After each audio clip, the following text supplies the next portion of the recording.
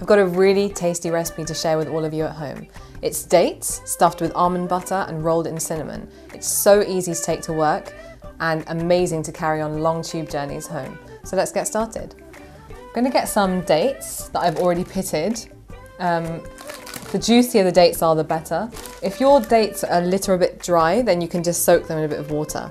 So what I'm going to do is get some almond butter that I made earlier, and I've already split the middle. I'm just going to push down. Now the beauty of these is that they're rustic. They're not supposed to look neat and tidy. And then all I'm going to do is take my date and just roll it in the cinnamon. And who doesn't love cinnamon? It's amazing for balancing your blood sugar levels. It smells so warming, especially in winter. It'd be fantastic. And then you can just carry on doing that with the rest of the dates. And you know what, if you get bored of almond butter, you can try a different nut butter. If you don't want almond butter, you can stuff it with nuts and still roll it in cinnamon. It's a really great nutritious snack. And they taste amazing too. And it's so easy, that's the thing. Kids can do it, you can get everyone involved. And just dust it off. You don't want a clump of powder in your mouth.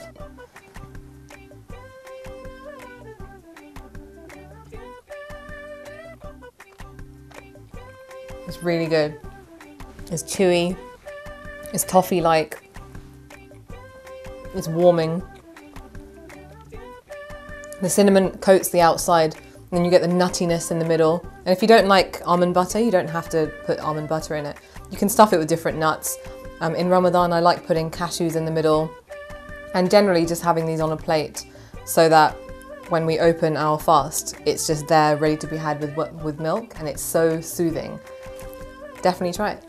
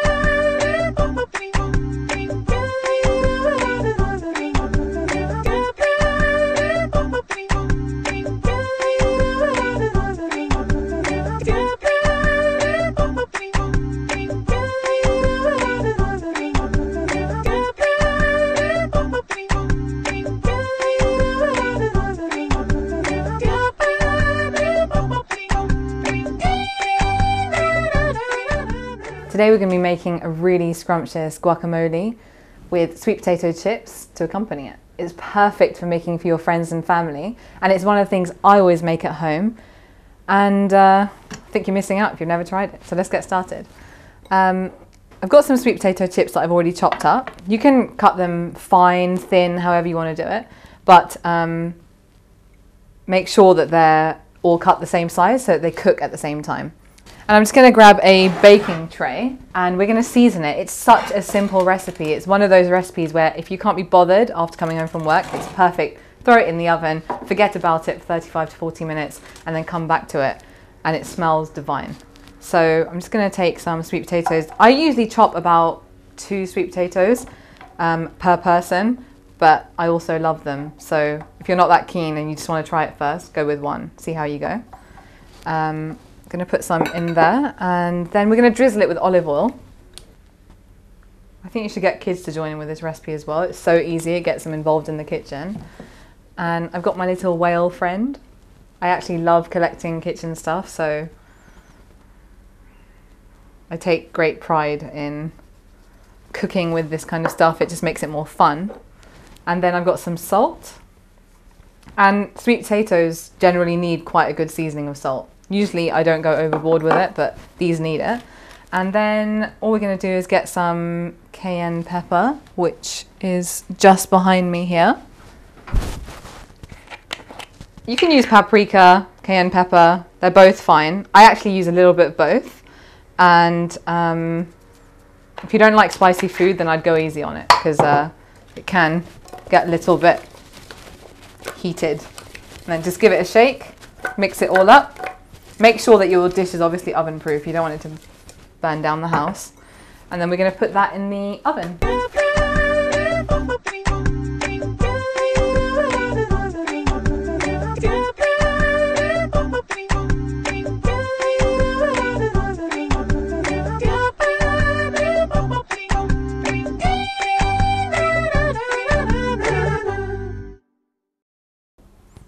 So we're going to make a really creamy avocado dip, sauce, whatever you want to call it.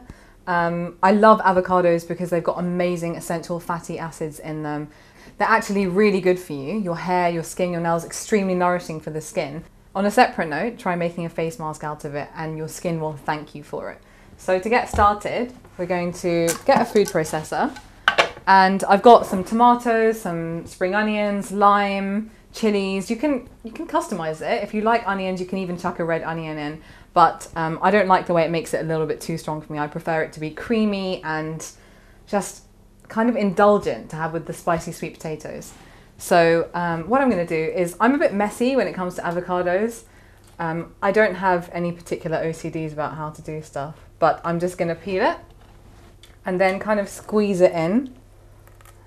And you can see it coming out. And I just removed the seed.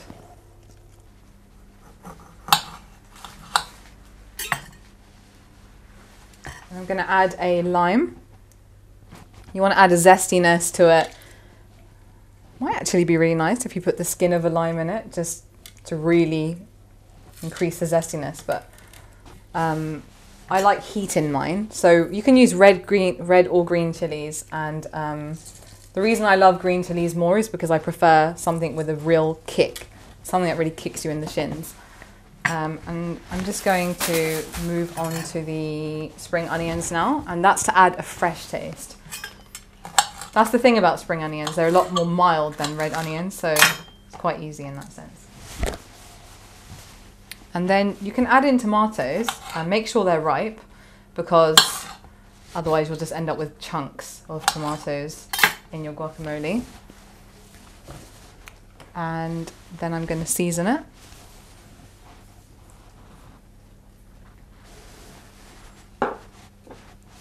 Can you see a theme going on here? I really like blue. I'm even wearing blue.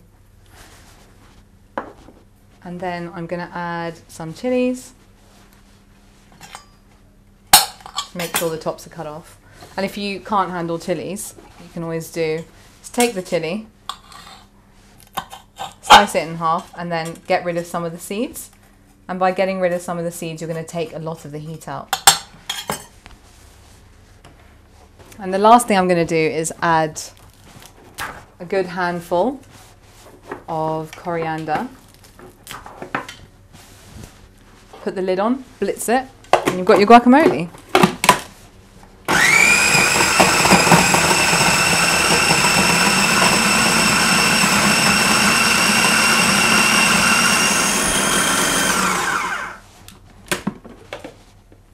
So I'm just going to check the consistency and see if I'm happy with the seasoning. I'm not sure. I'm really picky about my guacamole, so I kind of adjust it about three times in the process.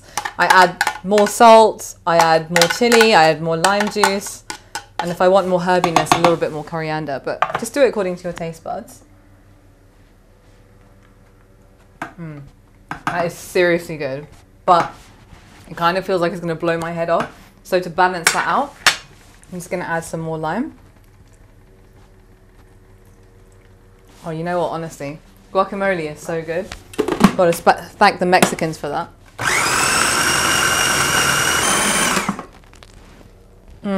Smells really fresh. That's the thing about guacamole, it's creamy. Even if you don't like avocados, just try it. Like, you only live once, so just try it. And it's so good with any kind of potatoes, even with chicken. Put it in a chicken wrap, it's so tasty. It makes it taste more flavorful, I think.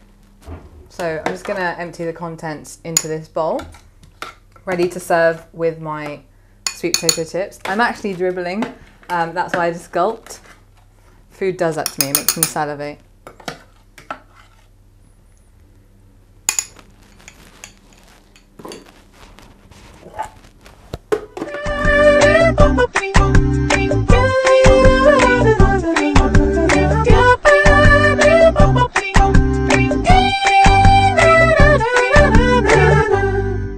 Just taken the sweet potato chips out of the oven. They smell really spicy and warm. And I like to serve these in really cute like things, I guess, like this I picked up. And I just put some greaseproof paper in it. It's kind of like fish and chips vibe, but not. And what I do is I literally get a sheet of greaseproof paper. So I just ripped it off the roll. And then I line the inside like this. And it just looks so pretty, especially if you want to serve it next to the guacamole. And you've got all these colors going on. And by the way, sweet potato chips, it's really important they're not undercooked. It's better for them to be crispy, a little bit charred. If they're undercooked, they're sloppy and they don't taste the same. They need to have that bite to them. And I generally find that everyone's ovens work a little bit differently. If you want them to be really crispy, then just increase the heat towards the end and then don't touch them for like 10 to 15 minutes when they come out of the oven. And they kind of do it themselves, they crisp up themselves. I was inspired to do this because I went to a restaurant and they served it in these stainless steel tins and I thought it looked so cute.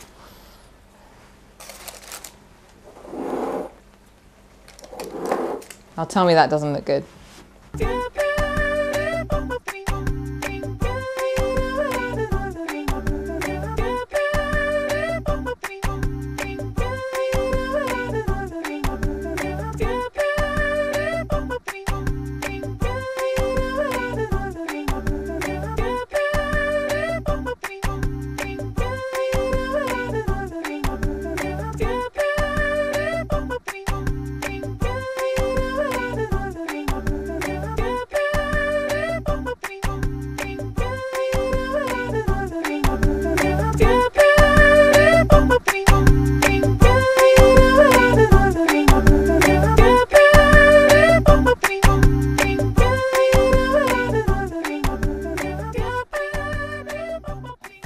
If you've never heard of matcha green tea, I'm sorry to tell you, you've been missing out. It's a luminous green powder that's like normal green tea, but the seriously extreme version. 10 cups of regular green tea have the same antioxidants as 1 cup of matcha green tea. It's been used by monks for centuries in Asia, Japan and China specifically, in meditation to help them stay focused, calm, and on their game. One of the most amazing things about matcha green tea is just how potent the level of antioxidants are. It's almost a bit unbelievable. It's got 60 times that of spinach, 17 times that of wild blueberries, 7 times that of dark chocolate, and 6.2 times that of goji berries. Now that is pretty phenomenal. Matcha green tea is also known for being amazing to mood enhance, pick up your metabolism levels, and generally give you energy. One of the best ways to get off coffee if you're addicted to having it every morning is to replace that with a matcha latte. I love matcha lattes when I'm really low on energy. So what I do is I take half a teaspoon to 1 teaspoon of matcha powder and I mix it with milk that I've heated in a pan. The reason you don't want to boil matcha is because you don't want to get rid of the nutritional value. So boil the milk first, let it calm down, and then add it to a cup with the matcha green tea. You'll find that by using a frother, that powder will disintegrate and it will become very similar to the lattes you see in shops. It's actually become quite fashionable and it's strange because it's been used for thousands of years. One of the ways I like using it is when I don't want a latte and I feel like something sweet, I actually sprinkle it into brownies and you've got seriously energizing brownies.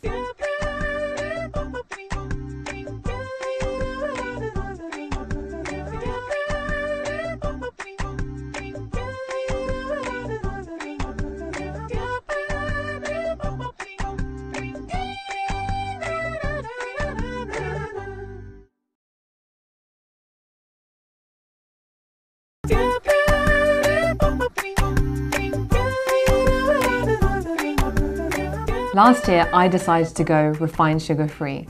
Join me on my personal journey, Happy on a Plate, where I show you how to feel amazing eating nutritious, delicious food.